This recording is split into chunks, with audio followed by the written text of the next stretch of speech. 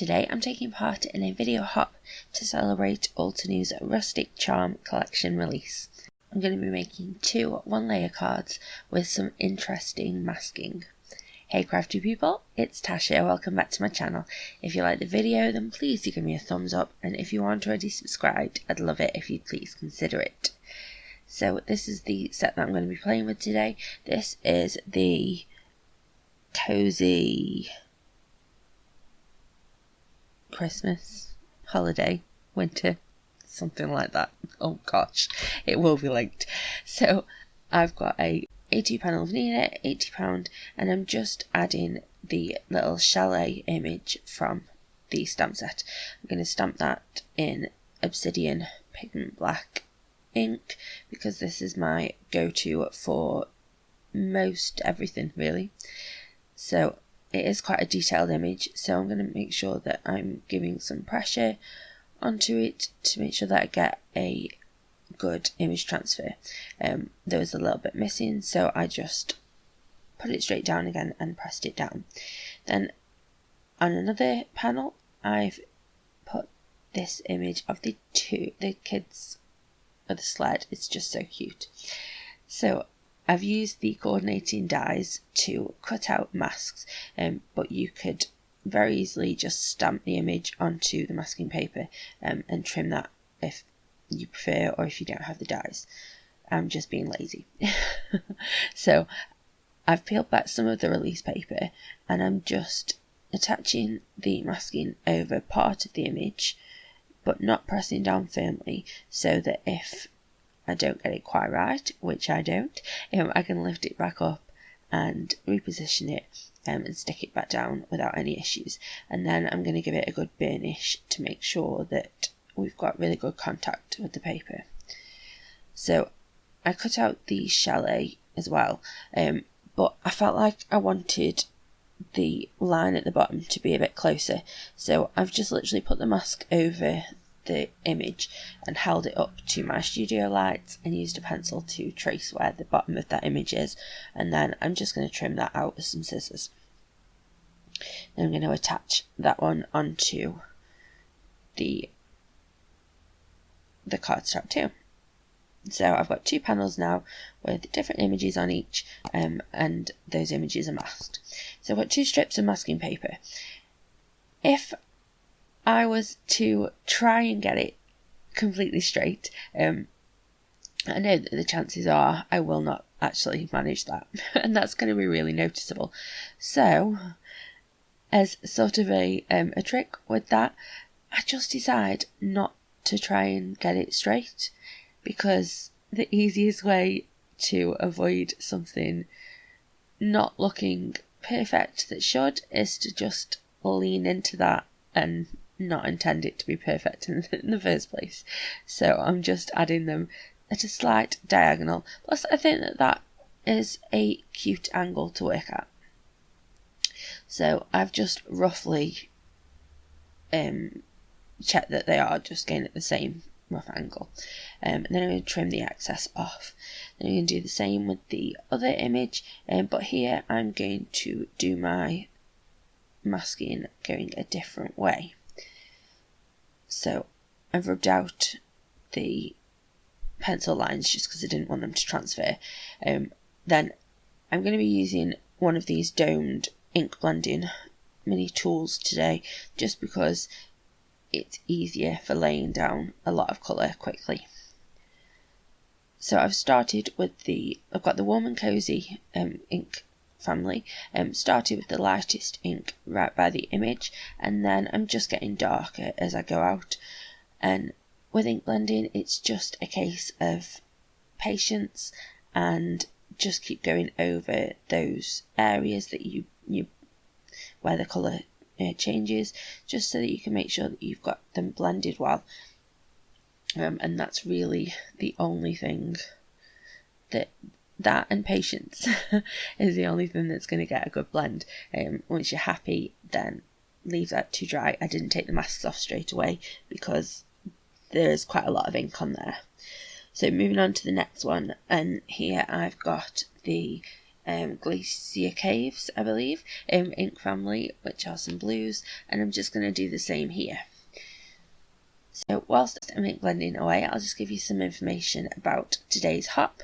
It is sponsored by Altenew. We are celebrating their new collection release, and there are going to be eight $25 gift cards available. So those will be chosen from people who leave comments across all of the videos in today's hop.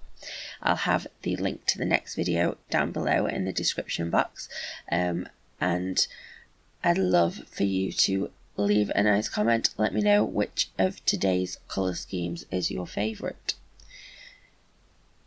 So I'm doing exactly the same with the blues as I did with the oranges, and just working those different colours. I just really love how this looks. I love these two ink families. And now the best bit, we have the reveal. So I added a little bit of extra masking just to make sure that I wasn't going to go over and not spoil the rest of my panel. So you want to peel it back slowly, pulling it right back on itself, and that's going to give you the best chance to have no tearing or anything like that. But to be honest, I've not had any tearing with any of this Altenew masking paper. So I'm just slowly peeling it back, and I love that reveal. That is my favourite part of masking. Now we're going to reveal the image. I'm just using the very tips of my tweezers just to get that up, because I don't want to ruin it, and I'm just doing the same. If your masking paper tears, then just let it tear, because that's better than it wrecking your image. So I've stamped down one of the sentiments from the set. Just really simple,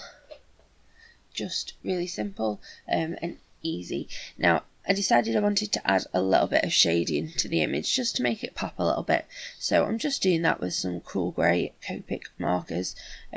It's just really simple colouring. Just wherever you think that there's going to be a little bit of shadow, add a bit of shade. That's it. So I start with the lightest and then work through and add some slightly darker shade where I think that that's needed. Then I also decided that I felt like this bit of the roof needed some definition, so I've just added a little line where the angle would change of the roof, and just blending that out with the other cool markers. So moving on to the other panel, here we are again with that beautiful reveal. I love the gorgeous crisp line that you get when you're using this masking paper. I really do love Altenew's masking paper. It's awesome. Again, just using my tweezers to help me tease up the edges,